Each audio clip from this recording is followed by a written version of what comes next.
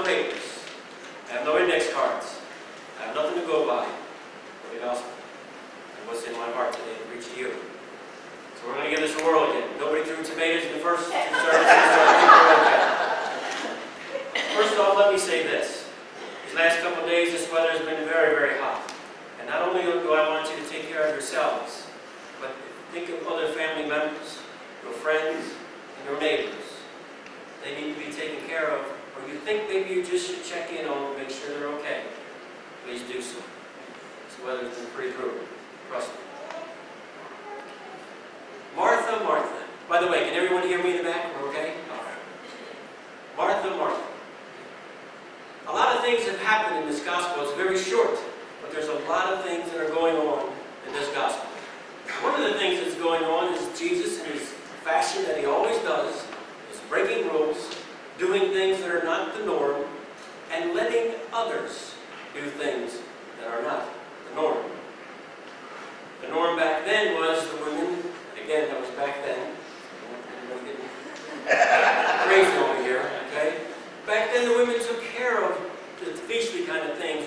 When guests would come, that was their responsibility, that was their job, to make sure they cooked the meals, or whatever had to be done, and they would serve them. Martha, we don't know if it was 70 people that came to her home with her and Mary, or it was 100. And we don't even know if Lazarus was there. It doesn't really say anywhere. Okay? But Martha does her duty. She does the thing that she's supposed to do. But then Mary comes and sits at the feet of Jesus. Unheard of. A woman sitting at the feet of Jesus, pretending that, not pretending, acting like she was someone who should be studying and listening to all the words of Jesus Christ, instead of doing her, quote-unquote, normal duties. And Jesus allows it. Now, Martha doesn't say too much until all that gets to her. And I'm sure some of you ladies have been in that situation where it says, okay, I'm doing all the work and I've had enough. So then she goes to Jesus and said, Mary is not helping me. Why are you allowing this? Tell her to get up and help me. A lot of things are going wrong here. A lot of things, some of the rules have been broken again. Number one is she embarrassed her guest by calling Mary out in front of her guest. And then she tells Jesus to tell her to get up. So I'm sure all of that didn't go over very well. But then Jesus tells Martha, he says, Martha, Martha, you are distracted. You're distracted by all the things you're trying to do. But Mary is concentrating on the spiritual part of what I'm trying to say. Mary is concentrating on the love that I'm trying to tell everyone. The things I'm trying to tell you so you can perform everything you need to in this world. So Martha got nowhere. So this is now all allowed. And you would say, okay, well, what does this have to do with our life today? And I'm sure all of you can probably equate all of this together. At times when we do the things, the busy things, that we think are the most important thing, especially parents with young children, or children who are teenagers, whatever, we have to take our child here, and take them there, and take them here, and take them there, do all these things. We're busy in all our jobs. Some of you, I don't know, maybe work 10 hours a day, 12 hours a day, I'm not sure. People who are in healthcare, people who, such as myself, as a volunteer chaplain, we have a full-time job and do chaplaincy work on the weekends and everything else. Sometimes we concentrate too much on our activity of what we're doing. Although we think it's the right thing to do, and in our heart we know it's the right thing to do, but we're missing something. And then we get frustrated. And then sometimes we even get angry. And we think, why isn't someone else helping? Why aren't they doing this? Why aren't they doing that? Why can't I do more? Instead, just like Mary decided to listen to the scripture part, to listen to the message that Jesus was trying to tell her. She was looking for strength. She was looking for compassion. She was, instead of turmoil, she was trying to find peace. Instead of all the hectic chaos that goes on, she was trying to find some way to satisfy herself. So what am I saying? What I'm saying is that in this life there's a balance. Sometimes, and I know if you've been that way, sometimes you can be too involved in Scripture. I know that sounds funny.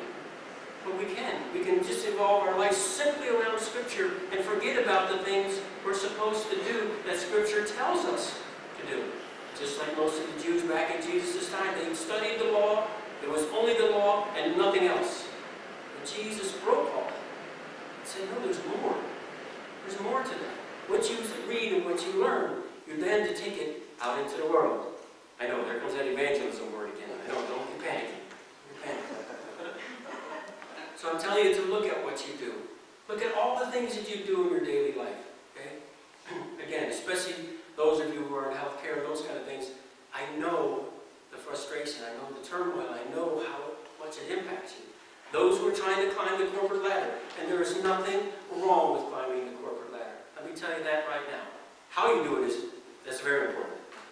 But there's nothing wrong with that, because you want more for your family, you want more for your children, you want better than you had it in your life. That's what my parents always told me and my grandparents. Okay?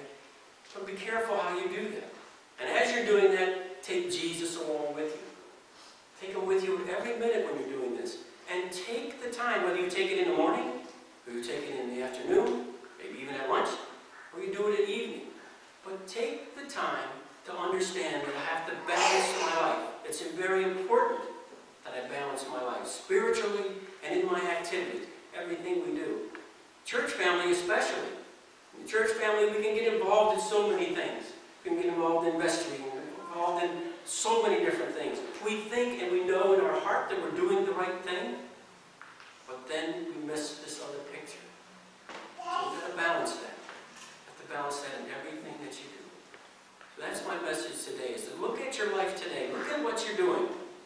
Make sure there's a balance in there. And give yourself that time. Give yourself that spirituality that you can get, that makes you feel whole again. Instead of frustrated, instead of figuring out I'm doing something wrong. If this is all you're doing, then yes, you are doing something wrong. If this is all you're doing, yeah, you're doing something wrong.